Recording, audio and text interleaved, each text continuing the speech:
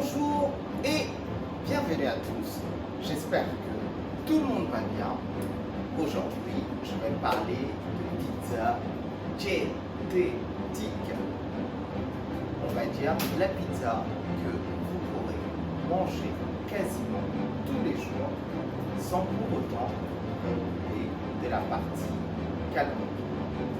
D'abord, dans un premier temps, il faudrait savoir qu'est-ce qui est vraiment calorique dans une pizza. Certes, il y a la pâte à pizza, c'est-à-dire ce que vous allez mettre d'abord dans la pâte à pizza, car il y a déjà des pâtes à pizza qui sont déjà assez caloriques que d'autres. Mais il faudrait savoir que une pâte à pizza, en fait, est presque comme une pâte à pain. Donc c'est comme en fait du pain. Il n'y a qu'un seul ingrédient qui va les différencier. Mais là n'est pas la question. Aujourd'hui, nous, on va plus s'intéresser à comment faire pour avoir la pizza le diététique que possible. Le premier aspect, c'est que c'est la crème fraîche.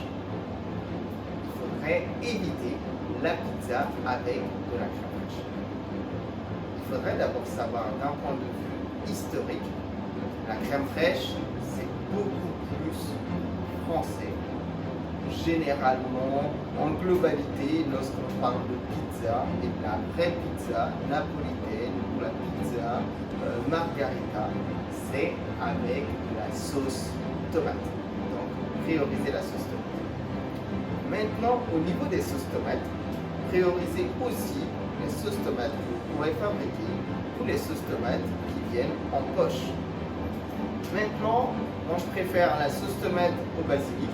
Après, à votre convenance de faire comme vous voulez. Maintenant, au niveau des choses qu'on va retirer. Le premier, c'est le fromage. Ça, c'est pas, voilà, c'est pas un scoop.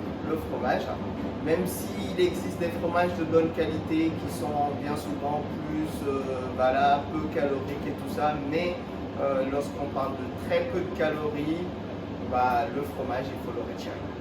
Il faut le retirer.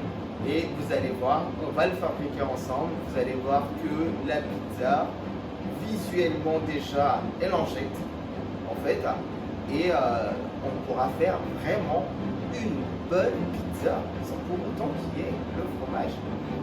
Tout dépend après tout de votre pâte. Lorsque la pâte elle est bien faite, avec une bonne sauce tomate, il faut prioriser les légumes et le tour est chaud. Laissez la magie opérer. Là, je vous montre, on le fabrique ensemble, on regarde et vous me dites dans les commentaires ce que vous en pensez. Est-ce que vous voulez qu'on mette plus de légumes ou pas? En fait, à vous de me dire dans les commentaires. Allez, à tout de suite.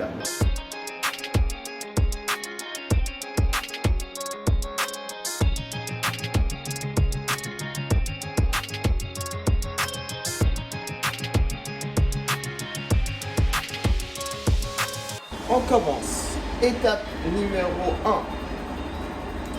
Moi j'utilise de la farine de maïs en fait, c'est dans ma recette, donc du coup je la tamise toujours pour éviter qu'il y ait des petits grains droite à gauche. Et donc du coup vous la tamisez, vous vérifiez bien, là j'ai ma farine de maïs. Okay.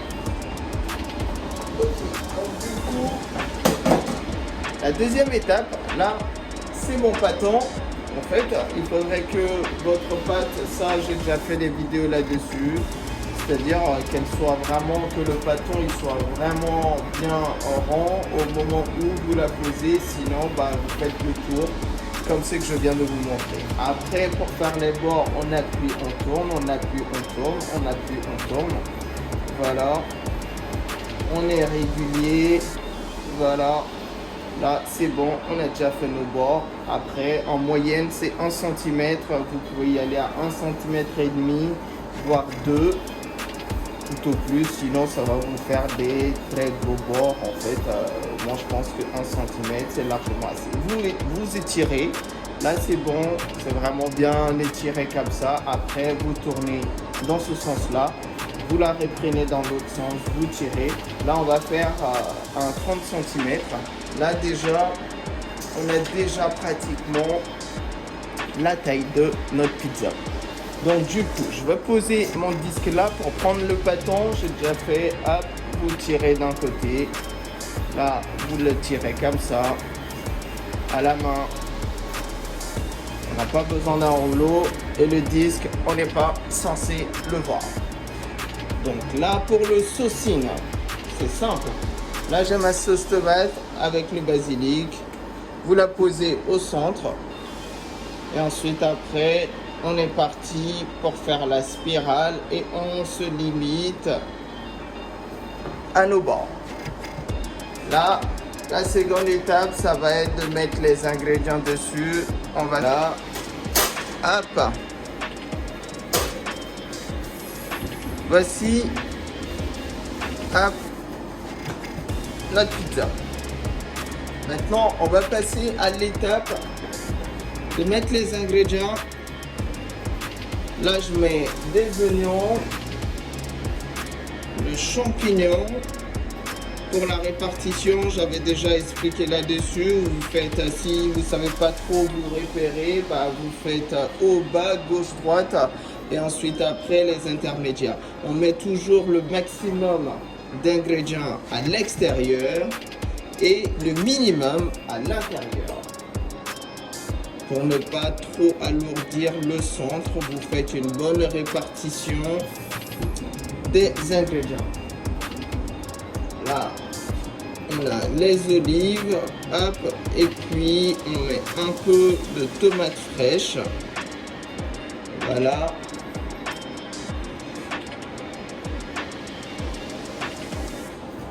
Et maintenant, on rajoute le dernier élément. Hop, hop, hop, hop, hop, hop. On met des herbes de Provence. Et le tour est joué. Une pâte fraîche, légumes frais, sauce tomate au basilic, un temps de cuisson relativement rapide à 350 degrés. Voilà le moment magique. Une pizza à la croûte dorée avec une texture croustillante. Vous pouvez voir l'explosion de couleurs.